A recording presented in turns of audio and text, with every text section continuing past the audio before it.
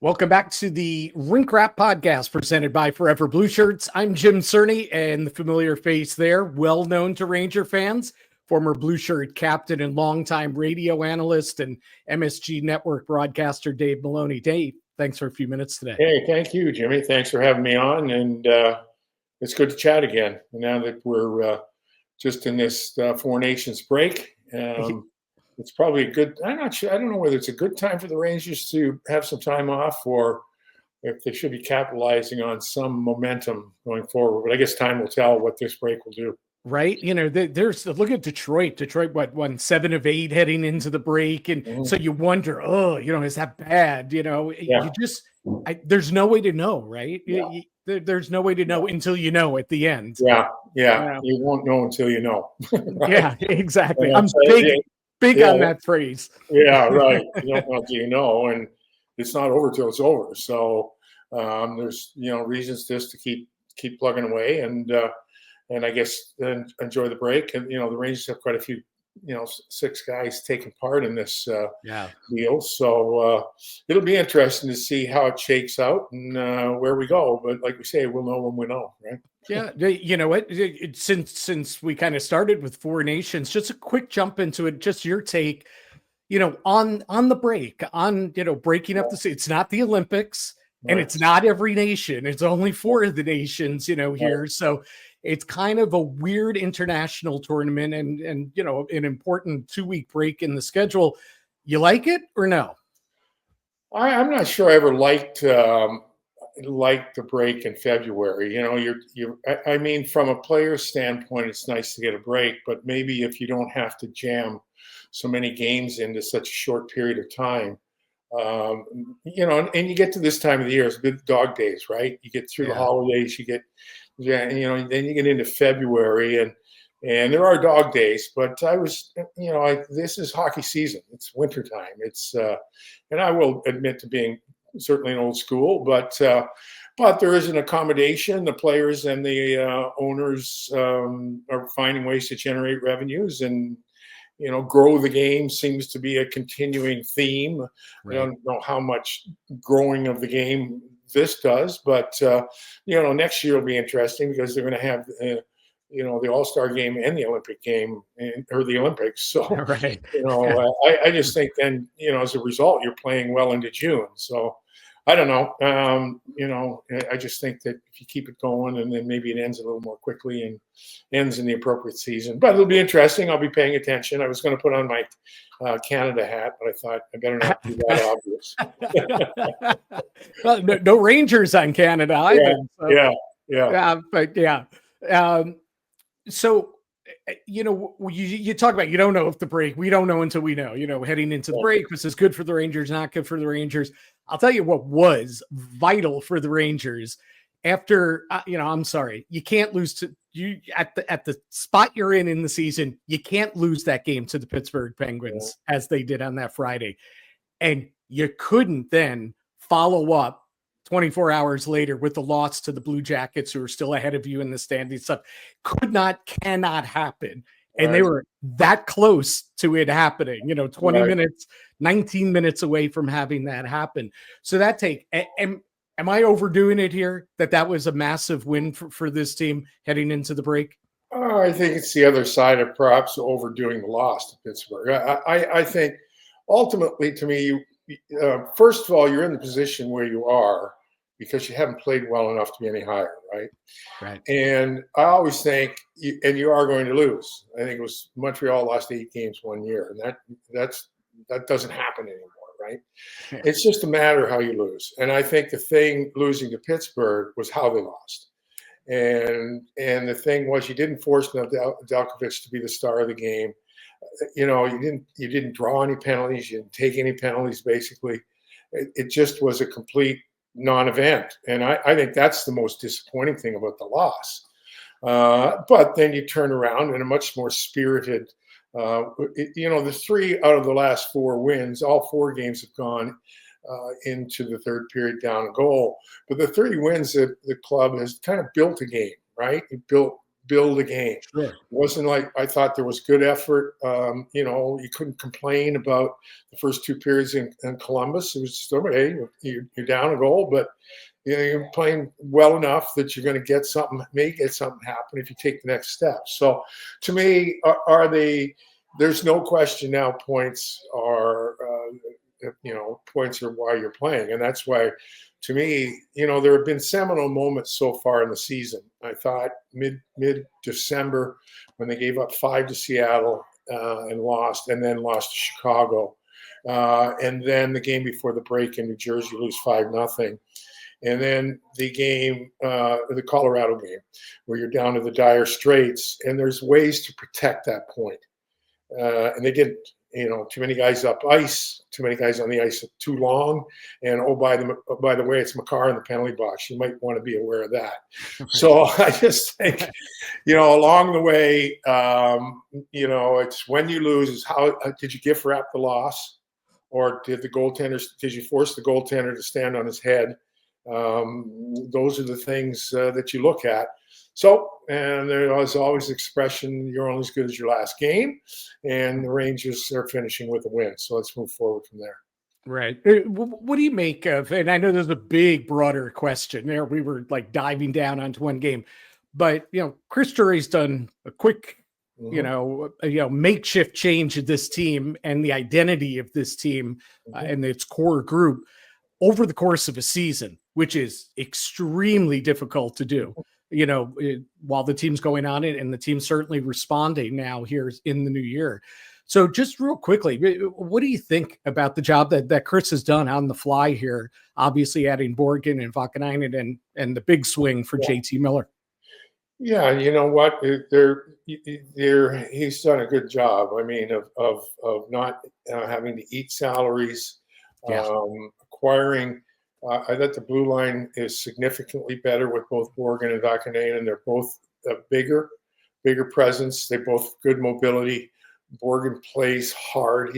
He's a little more mobile. Lingren, when he needs to get somewhere, he gets there a little more quickly. Of course, Ryan lays it all out there, and Vakanainen to me is impressive. I like his game. It's solid. Again, you don't notice him a lot. I think he could warrant more minutes, and it'll be interesting to see. They did lock up Borgen moving forward, and there's no question. I was a huge JT Miller fan. Huge. Yeah. When he first turned pro, he had to learn. He had to learn how to be a pro, and he did. And as I've told him personally, and don't take it. I hope you take it as a compliment, but he could have easily played in our generation and any generation in the history of the game. He's an old school guy. He's an old school soul, and he brings an element as his career has matured. He has brought an element to this club that the franchise has not had. It's not had somebody that has the ability to play the way he plays hard. He's a top 3 player. The best example was the turnover he created in the second period against the Bruins. Oh, yeah. He chips it in, goes hard, makes a hard fundamental play. Now, the Bruin defenseman knew he was coming. He had to get rid of it. So it's just a lot of those things outside the fact what he brings offensively. So, as I said, when we used to do the broadcast, particularly when it was in Vancouver, I shed a tear every time I watch him play because he could have filled a void. If you go back to 2014, now that was early in JT's career. But that element, we had wonderful players, wonderful senatorial gentleman players. They're all the kind of, like that you'd want your daughter to marry, but you need, not that I would, JT's just fine. He's a gentleman, but he plays with a bite. And so I just think Chris has done, again, Chris and his staff decided to go a certain way last July 1st. That did cause a bit of tumultuous stuff, but he rectified it. He went out and did what they had to do. And changed and throw Rempe into the mix. There's been a lot of it's a little different team now than it was in December, and Chris and his staff have to be recognized for what they've done to kind of cure some things that needed to be cured. I think his next difficult decision, he keeps, checking off the boxes. That wasn't an easy decision. That wasn't an easy decision. No, but he's knocking them off in a row here. The next one is Ryan Lingren, right? He's a pending UFA. I think they ride it out with him. I don't see Lingren getting traded at the deadline because unless you're getting somebody back with term, a defenseman that's going to be here for at least another year past this. I don't think you trade your rental for somebody's other rental, especially when he and Fox have such a synergy together and what have you. So I guess kind of your thoughts on what happens next with Ryan Lingren. Well, you know what, Jimmy, not being privy to all the machinations that go into decisions, I think it behooves any general manager to talk about anybody in your roster. That doesn't mean you don't like someone or like someone. It's a business when it comes down to it. Yeah. The thing with Ryan, he's playing much better. He's playing his best hockey of this season now. He got off to a tough start. Broken. I believe it was a fractured jaw. That kept him out. Then he had to play with the bubble. And they kind of a space age look to the bubble. I don't know how he had any peripheral vision. Yeah. And so I give him credit for grinding it out, but he's playing really well now. And so again, a little bit like Ryan Callahan, the concern might be the way he plays. How does it age? Yep. How does it age? And those are the things that will I'm sure come into play if indeed that is a name that people are asking about, or if the decision is made, okay, we're going to find out what his market value is, and that's just the business of it all. So, what disappointed to see him go, no question. He's been a true Blue Ranger. He's given his heart and soul, but we've seen a lot of heart and soul guys move on for various reasons. So, I'm not sure in this day and age, or this is my 20th season doing it. It's my 50th year being around the franchise. Yeah. There isn't a thing left that would surprise me at any This is true. You have seen a lifetime's worth of things that go on here. So, all right. So that's Lingren. Another defenseman I wanted to chat you up about. I as a kid, I love. And I love where he's going. I love his game this year. I know that this is a case of a guy whose metrics, you look at them and they're not so great, but the eye test tells you, boy, this kid can play. And that's Braden Schneider. And I love the fact that he, he's a right shot guy, but when they needed him to, he seamlessly, at least in my view, seamlessly shifted over to his offside, which I think gives the Rangers tremendous options moving forward, not just this year, but down the road. So kind of your take. I mean, listen, you're an NHL defenseman. You know how to watch these guys and rate them and all that. So kind of your take on him and what you think where he can go, where his, you don't want to say where his ceiling is because you hope, that he must pass whatever that is. But as a 23-year-old at this point, where do you think he's at and where is he going? I think he's a tremendous asset. I mean, he was a first round pick for a lot of reasons, right? And he was the guy at one point that Vancouver apparently wouldn't do the deal unless he was included. So that tells you there, I think, what the Ranger staff, management staff thinks of him. I think there's more offense to his game than he's ever given credit for or encouraged to explore. He can shoot the puck. He moves it.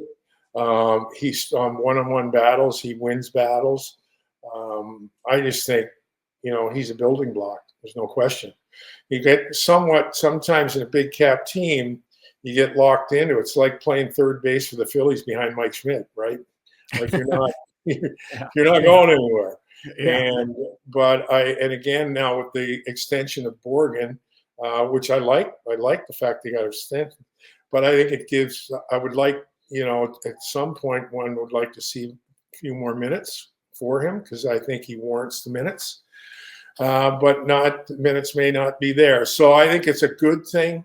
Their depth on the right side is good. He brings size, mobility, strength, and I do think he's got some offensive upside to his game. So he's another guy too that you just, when you're around him, he's an honest kid. He speaks well. Western Canadian boy, so he gets it when it comes to just keeping it simple and doing your job. So yeah, again, I really like the component of the blue line. I'd like to see them a little bit bigger, if that could ever be addressed moving forward. But Braden Schneider is, I think, a long-term asset for sure. Yeah, I'm working on right now. It's a couple stories. Yeah, fans love grades, report cards, things like that. So we in the media, we provide what the fans want, right? Right. And so I'm going through. It's tough grading this season and grading guys this season. There have been so many.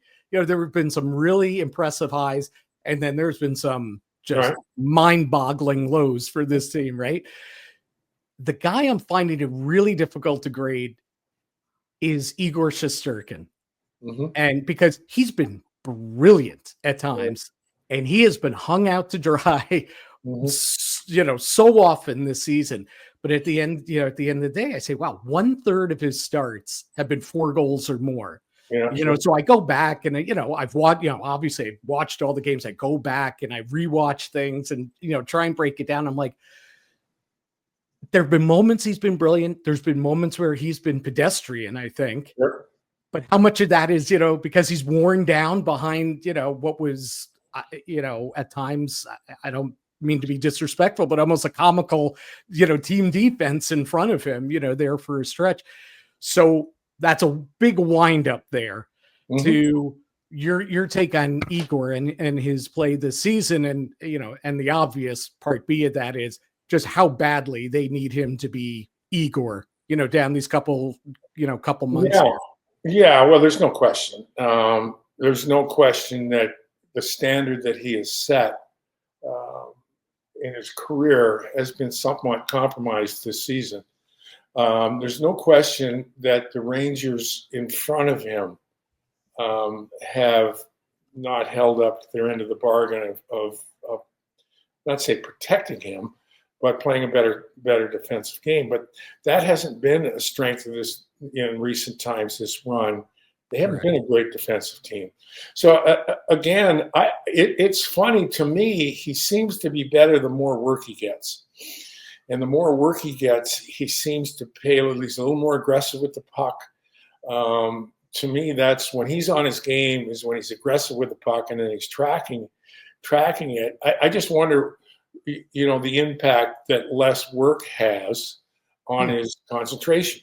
That's a total amateur look at it. We will set the parameters that he is in the top 3 goaltenders in the league still. But the standard that he's set has been compromised this season. And there's no question you don't get to the playoffs without quality goaltending. And does he need to be Igor in the last 26 games? Yes, he does. Has he been consistently? No, he hasn't been. Then you peel back the onion and you go, okay, why is that? And then why is that? But I think he's a game below 500, right? And he's 18 or 18 and 19, and the save percentage is creeping closer to 900. I think the last 5 starts he's below 900. It was safe. So the numbers haven't been great, but he's built a pedigree that you have to believe that coming down the stretch, he'll be closer to who he's been than what he's been this season. Yeah. And just continuing the goalie theme, give us a little insight into your Connecticut neighbor, Jonathan Quick. He is, just what he's accomplished and what he's brought to this team for somebody who, listen, he's had he's had a Hall of Fame career, 3-time Cup champion, et cetera. We all know the background, winningest U.S. goalie in NHL history. But what has he done specifically since he's arrived here in New York that you've been able to witness, being around the team pretty regularly, that he's done for this group just by being Jonathan Quick? Well, I think there are a couple of things. His absolute humility for a first ballot Hall of Famer and a goaltender, Yeah. is impressive. I think that's the thing, let alone, so the great ones, like Jaromir Jagr was quirky, but there was nobody outworked him. Yes, he was. Right. There was nobody outworked him. Yeah. Henrik Lundqvist wasn't quirky, but nobody outworked him either. Right. And I think from a compete level, watch Panarin practice. The great players, and I'm trying to think of the Jagr's a Hall of Famer, Quick's Hank's a Hall of Famer. I think there's a compete there that just kind of then it doesn't rub off, but it does rub off on a room. You come in with a pedigree. It's a little bit like, now that I think about it, I played for Fred Shero. And I remember first when Fred came, there was just an aura. There was a thing about him, and that you don't know whether that aura created the cups or the cups created the aura. But when someone comes in with a pedigree of a winner, there is an impact. And I think I can't help but think of his quotes after he got his 400th win, about he had the luxury of playing with winners, right? Playing with great players. So there's a recognition there that it takes an awful lot to win. Was he an important part? I think he sure was. But I think his humility and his compete and his aura at 38, 39 have been totally impressive. Totally impressive. Yeah. You can see why winners are winners, and he's been a winner for those reasons to me. Yeah. It's so funny. I mean, I could talk to you all day. You say things and it like spurs like right 5-10 other things in my mind to ask you about. But because you mentioned your playing career and you mentioned playing for Freddie, and this isn't a Freddie question, but it has to do with captaincy. And I know the C moved around a little bit, during your time. Obviously, you were captain of the Rangers. Barry Beck, when he came in, I always wondered this. When Barry Beck came in and basically was anointed, as your next captain there, how did that sit in the room? And the current context is I have fans telling me all the time now since the Miller trade, JT's got to be the next captain. And I know he was here before. I know he's got a history and all that. But it made me think of the Beck situation. You bring in the big star player and everything. But I always felt, listen, I was a kid at the time. You were in the locker room. But I always felt, that didn't seem to go over so well. Maybe I'm wrong, but it didn't seem like that was a great move at the time for the Rangers. So anyway, take us back to that time and what you remember about that. And just, it's hard enough being a captain, much less being this big star that gets imported and then they slap the C on you. Yeah, no, listen, there were I was told a number of reasons why that transition was what it was. I'm not sure that I ever bought into the rationale. And to speak of how did it play in the room, 40 years later, I'm not quite sure I can either remember or eloquent to suggest what it was. There were a couple of things, right? Like when Freddie came, and then it wasn't long Freddie was gone. So there was all kinds of management upheaval, right, and coaching upheaval and things like that. So I think if memory serves me correctly, I was told that this was something they felt Barry needed to be a little more involved and stuff like that. So I didn't have an issue with it. And it wasn't my decision to make. So to answer your question, Jimmy, I'm not sure how it played out in the room. I suppose you'd have to ask other guys that were in the room. From my standpoint, it was just because then we went to kind of a rotating captain and assistant thing like that. It was myself and I think think Walter was still involved, or so Walter Gretschner. Yeah, would wear a letter. Stuff like that. So, and for me personally, I was young, and that's why I think JT now, it's funny listening to Brian Boyle talk about playing with JT when JT was here earlier, talking about how angry he'd get and how angry at teammates he'd get, and he'd get upset with himself. Well, personally, I didn't have a problem with that, because that actually kind of reminded me of myself. Yeah, right. But I was 23. He was young when he's here. Now he's 31, and he's got Trocheck here. And that relationship is special. They've grown up together, and it is. So I think from a leadership standpoint, JT at 31 still competes, still expects, still respects, but is a different character. And I would think I was a different guy at 28, 29 than I was at 23. Right. So I think those are the things that come into play. And during my, my time, there was all kinds of, Craig Patrick comes in, and then Herbie comes in with Craig, and, there was a lot going on. Yeah. So anyway, as far as now, it'll be interesting to see where the Ranger franchise goes, as you intimated early in our conversation, with the deadline. I think depending on where they are, and then that kind of foretells, I think, where they go with the captaincy. And you know what, as I remarked the other day, it's a bit of a kiss of death to be a captain around here. hasn't ended well these past several. But there's still, and I have said and believe, in those dog days of December, when there was dying for someone to take charge, just dying for someone. And Vinny Trocheck, to me, absolutely guy. Now, what that means moving forward, who knows?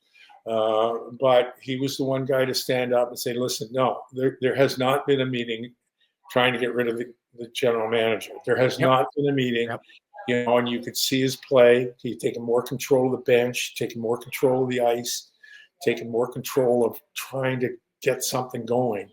So it'll be interesting to see where it goes as far as the captaincy is. And that's the thing, the guy, I think we've talked about this before. To me, Mark changed that whole thing, not only of who he was, but what he did, know. And so there are not a lot of us that are going to be Mark Messier, that's for sure. No, I think it's Vincent Trocheck. I'm not saying he's Mark Messier, but I think, to me, he seems like he's the guy. And I thought that even before December, even going back to last summer, when it was up in the air, is Trouba going to stay or not? And here's the crazy thing. I know fans wanted to rush Trouba out of town and down on his play, mainly because of his contract. That was $8 million a year. I get that, but you can't find a guy in that room that has a bad thing to say about Jacob Trouba as a person or as a leader. He was a terrific captain, a well-respected captain, and that should never be overlooked when, his history is written here with the Rangers organization. Well, the thing that happened, he played last 30% of the season on a broken ankle, right? Broken foot. Jake's mobility wasn't his greatest strength, and the game has gotten quicker. But there is no question, absolutely no question, that he was the spiritual leader of that group. None. You talk to any of the defensemen, everyone, they literally bowed to him. So as far as all that was concerned, he was a legitimate leader. He was a legitimate captain of the group. But life moves on. It goes where it goes, right? And the contracts are always, that's the market value. And I know it's difficult for people to understand that it's not his fault. It's nobody's fault. Right. It's just the market. That's what the market dictated. And you know what? But people will have opinion, and there will, and I'm saying even there, hockey insiders that have, value someone's play on the contract. But you have to, again, kind of put that aside. Now, if he's not playing well or playing below his contract, that's just the way it works. But as far as his $8 million a year, That's what the market dictated, and that's what he got. So I'll leave you with this, because you were talking about contracts and all that, and God bless Rod Gilbert. I mean, obviously, I've been fortunate to spend so much time with you when I was with the Rangers and everything, and just sit and listen to your stories and what have you. And ditto with Rod when he was with us. And I remember one day we were on a bus. I forget where we were headed, some charity event or whatever. And I asked him about the Jean Rattel trade. And it was about a 30-minute dialogue about his distaste for Email Francis and how he ran the business. Yeah. And this is and then he got into what really was at the heart of the matter was, I asked Emil for, a few $1,000 extra and he would not. And he was cheap. Jimmy, he was cheap. And he's going on and everything. And it's just, you talked about contracts and everything, and how things get thrown into contacts, and people, whether it's a player, whether it's an insider or it's a fan, you can never get away from that, right? From that sphere of looking at it, a situation, because money's money, contracts, player, insider, fan, whatever. So, well, that's the thing. I think the thing too is I had my mentor. I had a couple mentors, were JD and Carol Vadney. Yeah. And Brad told me his first contract he signed with Montreal, he went into Sam Pollock's office, and Sam Pollock said to him, "We're going to sign you to a contract." And Vad asked him what type of contract, and Pollock told him, "You sign the contract, and I'll show you the number." So you know what? And I don't begrudge anyone for making. Now the economy of the sport is tremendously different. Yeah. I remember as an 18-year-old, I was playing with career minor leaguers, and I was making twice as much money as they were. And it's just, that's the way it is. But to your point, and reiteration of a little bit of this discussion, it is hard not to value someone's play relative to their contract. That I get. Yeah, absolutely. All right, quick final one, 30 seconds and under. I think the Rangers, they're a playoff team. I know they're at they're 11th now as we hit the Four Nations break and everything. I've thought even back when things weren't going well for them, that they hadn't fallen far enough behind that they weren't going to make it. I think they're better than the teams in front of them. I think they're a wild card team. When it all plays out and it's mid-April, playoffs are starting, Rangers in or out? Well, I listen, it's going to be a grind. It's going to be a grind because you don't play enough games against the teams that you're fighting for spots. Correct. Like at 3-point and the 3-point games away from you. Do they have reasons? Do we have reasons to believe that they are a playoff? There are a lot of reasons. It's going to be a grind. I'm going to leave it at that. I do think, to our point also earlier, Shesterkin will be the key. He is going to have to be more like the Shesterkin we've seen for the last 3 or 4 years than what we've seen here, because I do think they're paying a little more attention defensively. But at the end of the day, the great Marty Brodeur, he didn't. A lot of times they were pretty stellar in front of him, but he still had to make a save when it needed to be made. So I guess we'll reconvene springtime and see what happens. Yeah, we'll exactly. You know what, Dave? See, everything comes full circle. We'll know when we know. When we know. Exactly. That's right. All right, Jimmy. Thanks, man. Dave, I really appreciate it. Thank you. Anytime.